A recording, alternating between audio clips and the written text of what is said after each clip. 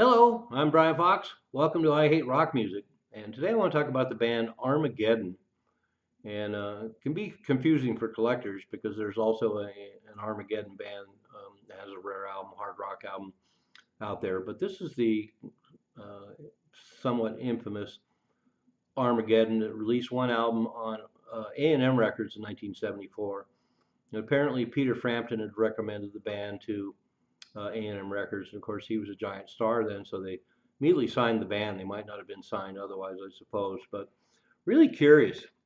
Keith Relf, after leaving the Yardbirds in 1968, formed the folk prog rock band called Renaissance. And a lot of people might be familiar with their work later on after Keith Relf left.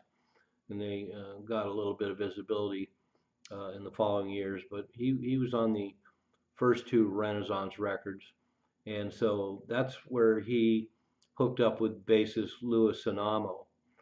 And Louis Sinamo was also the bass player in the last version of Steamhammer with Martin Pugh.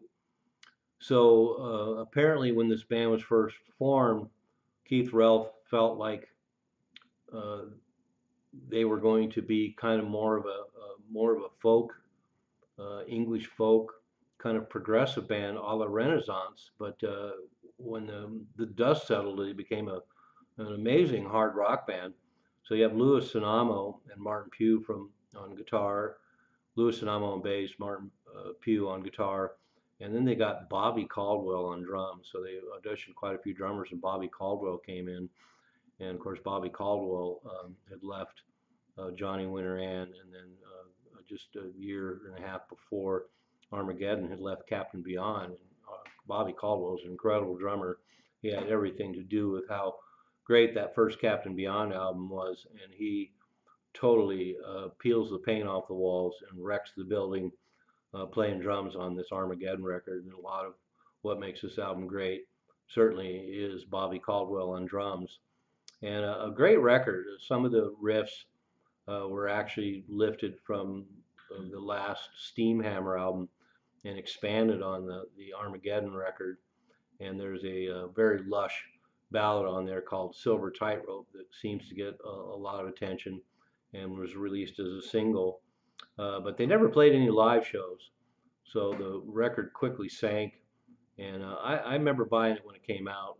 I actually bought it brand new and not in cutouts because they played it on the radio, and I was astounded.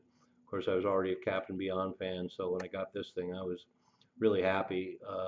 It's got really repetitive riffs, but boy, I'll tell you, once again, with Bobby Caldwell on drums, they just nail the shit, and it's recorded really well, and it's a hard rocker's delight. And there's also a interview disc apparently that was released. So there's a 12-inch promo interview disc out there for you hardcore collectors. So it's too bad they never made a second record or gelled as a band or even did some live shows. I'd love to hear some live material from this band, but it'll never be. They didn't do any live shows. But that one album is well worth getting. The playing is astounding. Keith Relf does a great job. It's really heartwarming to hear his vocals again after the band broke up. I think he died, returned to England and died within a year or two. Got electrocuted playing electric guitar of all things. I think he was showing his kid how to play electric guitar.